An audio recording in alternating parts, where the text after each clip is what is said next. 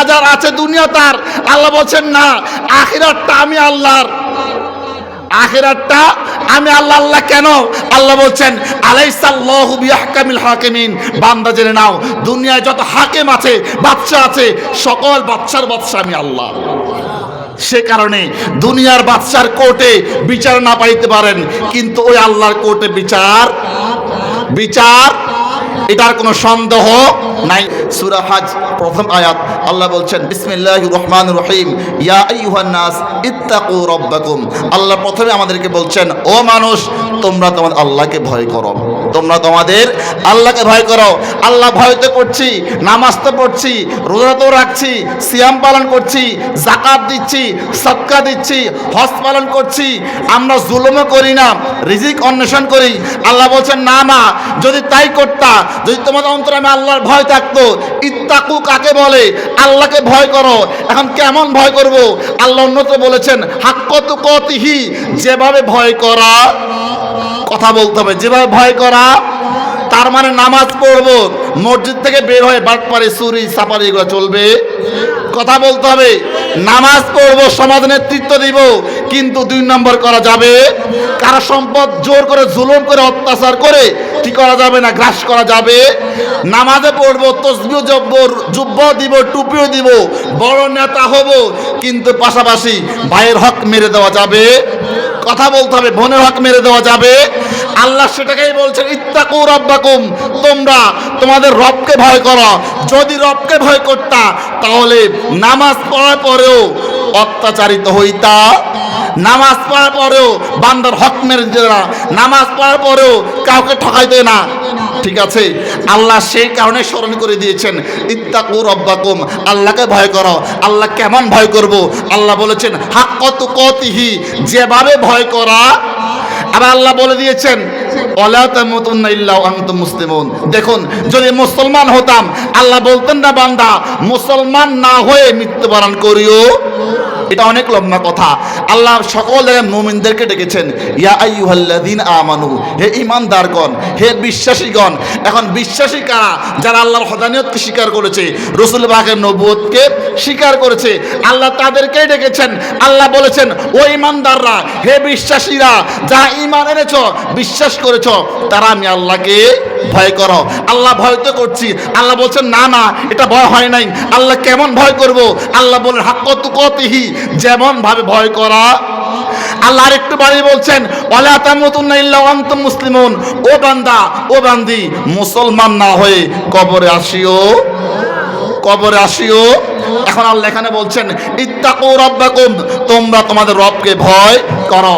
আল্লাহ তারপর বলছেন ইন্না জালজালাতাস সাআতি শাইউন আযীম, ও মানুষ, নিশ্চয়ই কিয়ামতের ভূমিকম্প, কিয়ামতের প্রকম্পন অত্যন্ত কঠিন হবে, যার কিছু মাত্র আমরা ভূমিকম্প দেখেছি না প্রিয় হাজরিন। এটা সেই ভূমিকম্প হবে না, আমরা দেখেছি কয়েক সেকেন্ড ভূমিকম্প হয়েছে, বান্দা ভীত হয়ে গিয়েছে, ভয় পেয়েছে, হায় রে, না জানি যেখানে আমি আছি সেই দালানটাও হেলে যায়, হায় রে, জানি যেখানে আমি আছি পুরো ঘরটা তছনছ হয়ে যায়, না জানে ভেঙে আমার মাথার উপরে পড়ে যায়। বান্দা ভয় পেয়েছে, আল্লাহ সতর্কবার্তা দিচ্ছেন বান্দা জেনে নাও কিয়ামত হবে, কিয়ামত হবে, এ যে ভূমিকম্প হবে, প্রকম্পন হবে, এটা শাইউন আযীম, ছোট নয়, অনেক বেশি আকার হবে।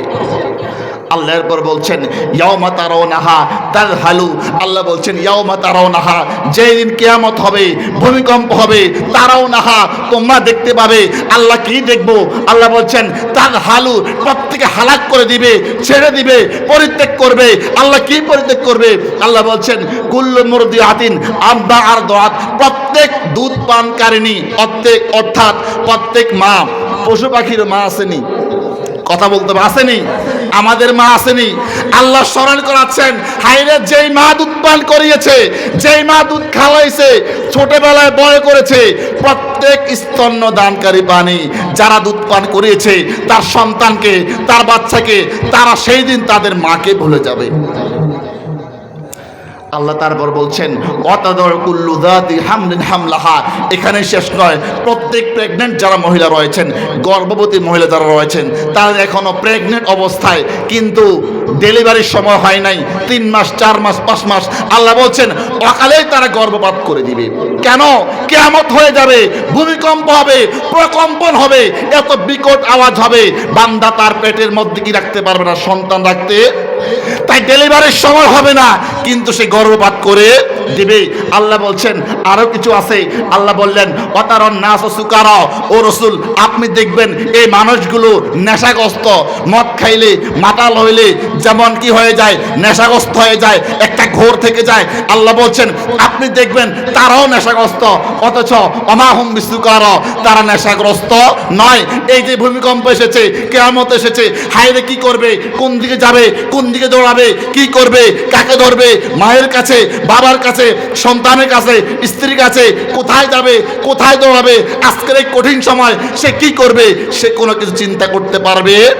তা আল্লাহ বলছেন অবাহুম বিসুকার, তারা নেশাগ্রস্ত নয়, কিন্তু নবী আপনি দেখবেন তারা নেশাগ্রস্ত। আল্লাহ বলছেন ওয়ালাকিন্না আযাবাল্লাহি শাদীদ, নিশ্চয়ই আমি আল্লাহর আযাব অনেক বেশি কঠিন। কথা বলতে হবে, অনেক বেশি। তাহলে আল্লাহ সেই আল্লাহ, কিছুক্ষণ আগে হুজুর বলেছেন যে আল্লাহর আযাব সহ্য করার ক্ষমতা আমাদের থাকবে।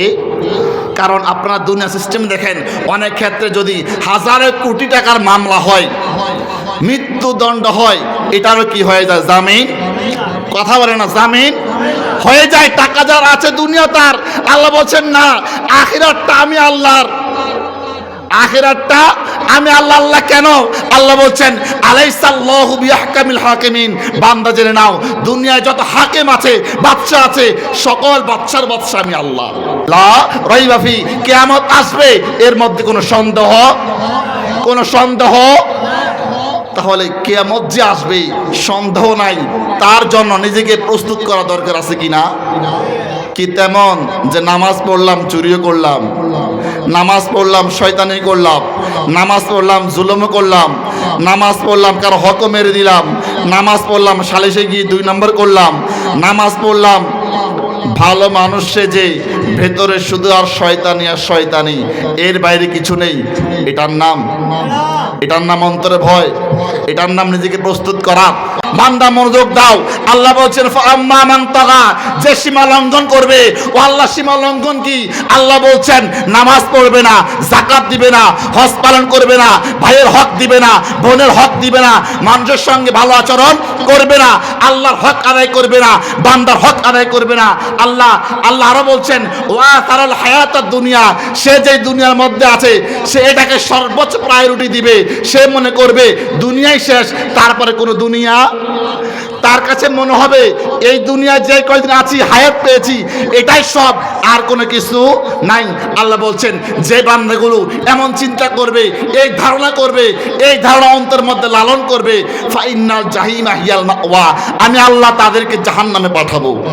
কোথায় পাঠাবো? তাহলে যারা দুনিয়াকে প্রায়োরিটি দিবে, গুরুত্ব বেশি দিবে, তাদের ঠিকানা কোথায় হবে? কোথায় হবে? দেখুন আমরা হুজুরা শুধু আপনাদেরকে জান্নাত জাহান্নামের কথা বলি না, শুধু আখিরাতের কথা বলি না, আমরা দোয়া করি না রব্বানা আতিনা ফিদ দুনিয়া হাসানা ওয়া ফিল আখিরাতি, হাবেশটা বাসেন এখানে আর ঠিক আছে নেই? তা আমরা দোয়া করছি রব্বানা আতিনা ফিদ দুনিয়া হাসানা, আল্লাহ আমাদেরকে দুনিয়াতে কল্যাণ দাও। দোয়া কি শেষ? না, আর একটু দোয়া করছি ওয়া ফিল আখিরাতি হাসানা, আল্লাহ দুনিয়াতে কল্যাণ দাও, আখিরাতেও। ঠিক আছে তো? এখন দোয়া করলাম আল্লাহ দুনিয়ায় কল্যাণ দাও, আখিরাতে কল্যাণ চাই, কিন্তু বাস্তব ক্ষেত্রে করার সময় শুধু দুনিয়া দুনিয়া, সম্পদ বাড়ানো, টাকা বাড়ানো, জুলুম করা, জোর করা, অত্যাচার করা, নিপীড়ন করা। আখিরাতের জন্ম যে দোয়া চেয়েছি, এটা কি স্মরণে আছে? এটা স্মরণে আছে? যদি স্মরণে থাকতো নামাজ পড়তাম চুরি করতাম? কথা বলো না। নামাজ পড়তাম চুরি করতাম, কাউকে ঠকাইতাম, ভাইয়ের হক মেরে দিতাম, বোনের হক মেরে দিতাম। আল্লাহ তারপর বলছেন ও আম্মা মান খাফা মাকামা রাব্বিহি ওয়া নাহান নাফসা আনিল হাওয়া। প্রথমে বলেছি জাহান্নামের কথা, এবার আল্লাহ বলছেন ও আম্মা মান খাফা, আর যে ভয় করেছে, অন্তরের মধ্যে ভয় লালন করেছে, ভীতি লালন করেছে, মাকামা রাব্বিহি, কোন বিষয়ে? সে তার রবের সামনে দাঁড়াবে, সে তার আল্লাহর সামনে দাঁড়াবে। কি বলেন? আমরা যখন ইন্তেকাল করব, মারা যাব, আল্লাহর কোর্টে দাঁড়াতে হবে কি না? দাঁড়াতে হবে কি না? দুনিয়ার সকল কিছু কম বেশ হবে, এটা কম বেশ হবে, এটা ফাঁকিবাজি হবে, টাকা দিলে চলবে, বলে না। ঘুষ দিলে চলবে? অ্যামাউন্ট বেশি হলে মনে হয় চলবে, চলবে। আল্লাহ বলছেন ওয়া আম্মা মান খাফা মাকামা রাব্বিহি, আর যে ভয় করেছে, অন্তরের মধ্যে ভয় ঢুকিয়েছে কি, সে তার আল্লাহর সামনে দাঁড়াবে, সে তার মালিকের সামনে দাঁড়াবে।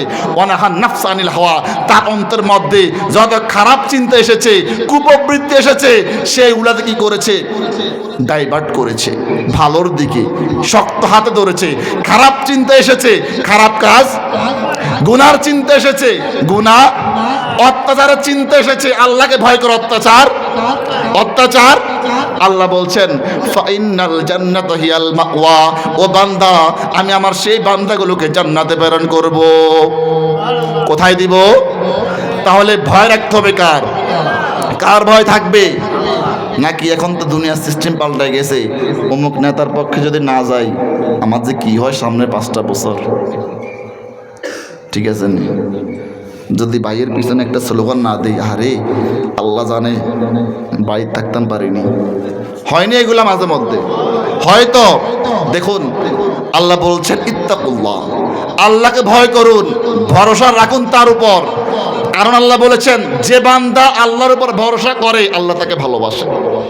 আল্লাহ যাকে ভালোবাসে আল্লাহ তাকে বিপদ বেশি দিবেন? আল্লাহ তাকে সেভ করবেন না? কথা বলে না। আল্লাহ সেভ করবেন না? রব্বে কারীম তাকে নিরাপত্তা দিবেন না? অবশ্যই দিবেন। কারণ আল্লাহ বলছেন যারা আমি আল্লাহর উপর মুতাওয়াক্কিল করে, তাওয়াক্কুল করে, আমি আল্লাহ তাদেরকে পছন্দ করি। প্রিয় হাজরিন, কোরআনে পাকের মধ্যে অন্যত্র এসেছে, হায় রে আজকে আমরা দুনিয়ায় কত সুন্দর করে সময় কাটাচ্ছি, কিয়ামত হবে, কিয়ামত হবে মাথায় আছে, কিন্তু মানতে রাজি নয়, মানতে রাজি নয়। অথচ আল্লাহ বলছেন বিসমিল্লাহির রহমানির রহিম, আল্লাহ রসুলকে বলছেন, রসুল আল করিয়া, মহাপ্রলয়, কিয়ামত, কিয়ামত, মাল করিয়া এবং কিয়ামত, ওমা আদরাকা মাল করিয়া। আমরা সূরা করিয়া পারি না? আল্লাহ তার রসুলকে জিজ্ঞেস করছেন, রসুল আপনি জানেন কিয়ামত কি? এই যে মহাপ্রলয় বলছে আপনি কি জানেন এটা কি? এবার আল্লাহ নিজে জবাব দিচ্ছেন, ইয়াউমা ইয়াকুনুন নাসু কাল ফারাশিল মাবসুস। আল্লাহ বলছেন এই দুনিয়ার মানুষগুলো সেই দিন বিক্ষিপ্ত পতঙ্গের মতো করে ছুটবে। কিছুদিন আগে আমাদের দেশে পঙ্গপাল এসেছে না, আসছে না? এই পঙ্গপালগুলো ছুটার দ্রুত গতি কম ছিল না বেশি ছিল? যদি একটু কখনো তারা হুশ কইতেন বা কোথায় দেখেছেন আর দাঁড়ায়, যখন ছুটাছুটি করে আসতে না দ্রুত, আসতে না দ্রুত? আল্লাহ বলছেন যখন কিয়ামত হবে এই মানুষগুলো অতি দ্রুত করে কি করবে? ছুটাছুটি, ছুটাছুটি। শুধু এখানেই আল্লাহ বলছেন না, অতাকুনুল জিবালু কাল ইহনিল মানফুস। এই যে পাহাড়গুলো দেখছো, এত উঁচু পাহাড়, এই পাহাড়গুলোকে 10-15-20 জন মানুষ মিলে ধাক্কা দিয়ে সরানো সম্ভব?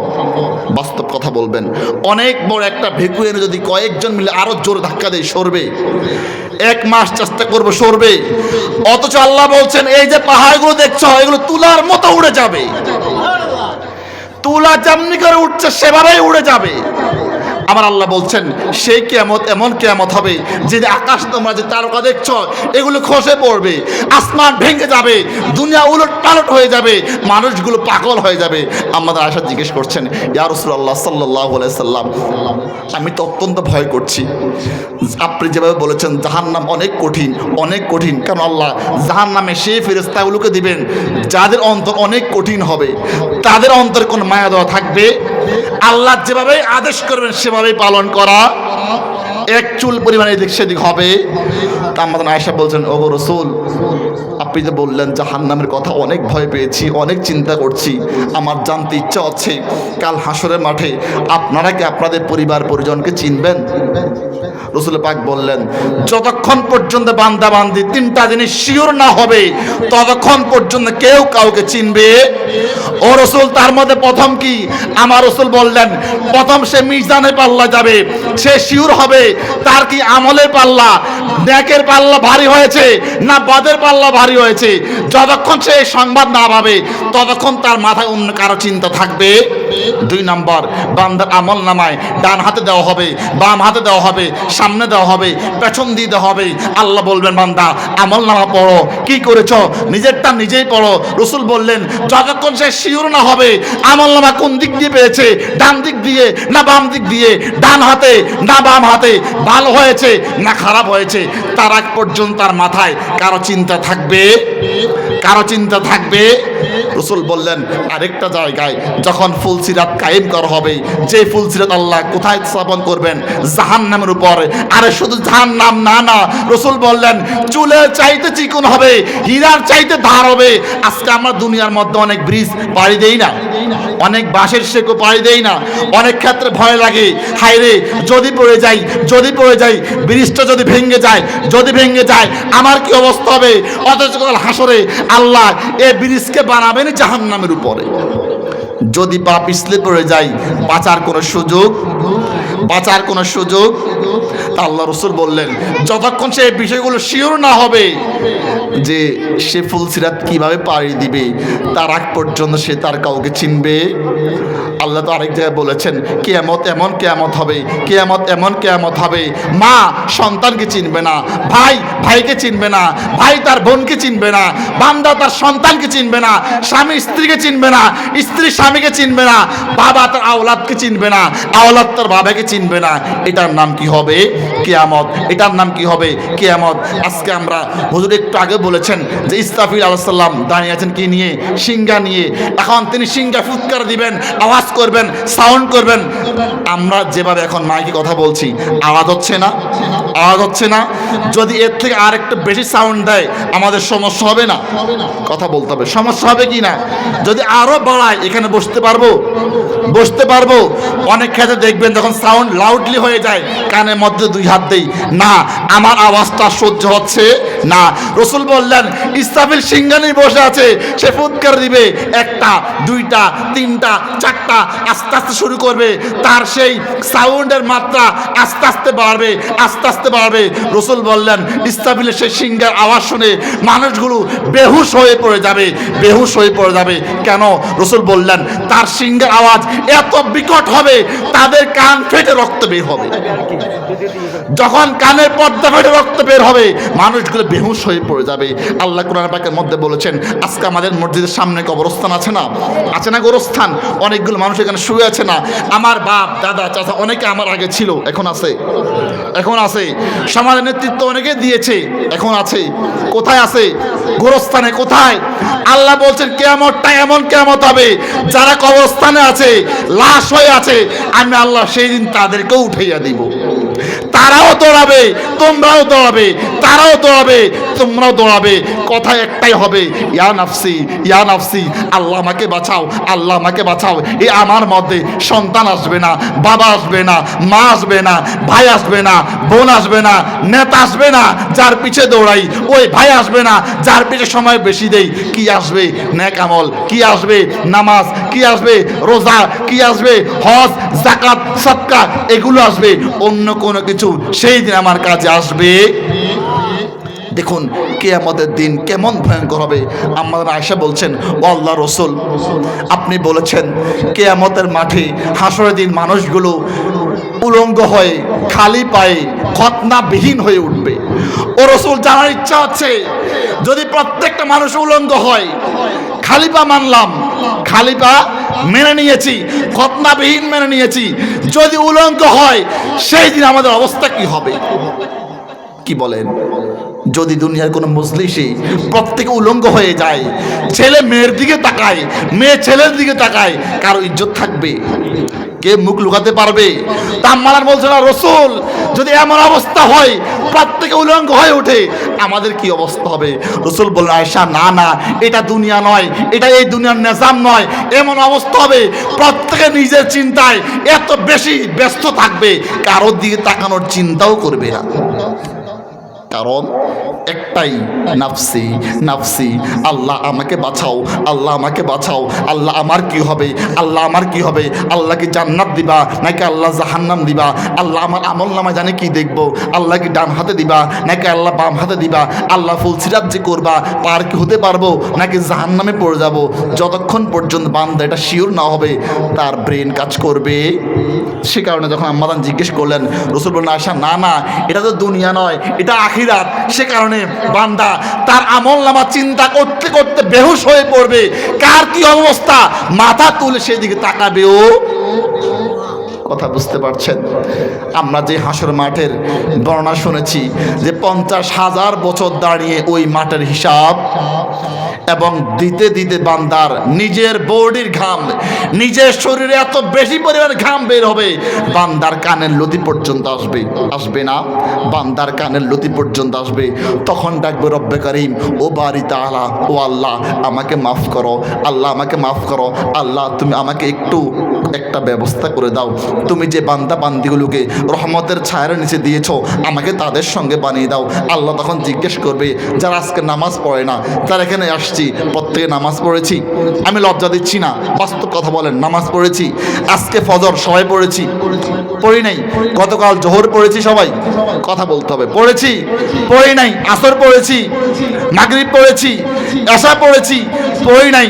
আল্লাহ জিজ্ঞেস করবেন, ও বান্দা, ও বান্দি, মা সালাকাকুম ফি সাকর, আজকে জাহান্নামে গিয়েছো, আজকে আযাব পাচ্ছ, কষ্ট ভোগ করছো, তার কি কারণ রয়েছে? কেন তুমি জাহান্নামে গিয়েছো? তোমাকে কেন আযাব দেওয়া হচ্ছে? তখন তারা নিজের জবান দিয়ে বলবে, ক্বালু লাম নাকু মিনাল মুসাল্লিন, ও আল্লাহ আমরা দুনিয়ায় নামাজ পড়তাম, আল্লাহ যারা নামাজ পড়তো তাদের সঙ্গে আমরা মসজিদে যাইতাম। আল্লাহ পাক জানেন, তারপরে বান্দার থেকে স্বীকারোক্তি নেবেন।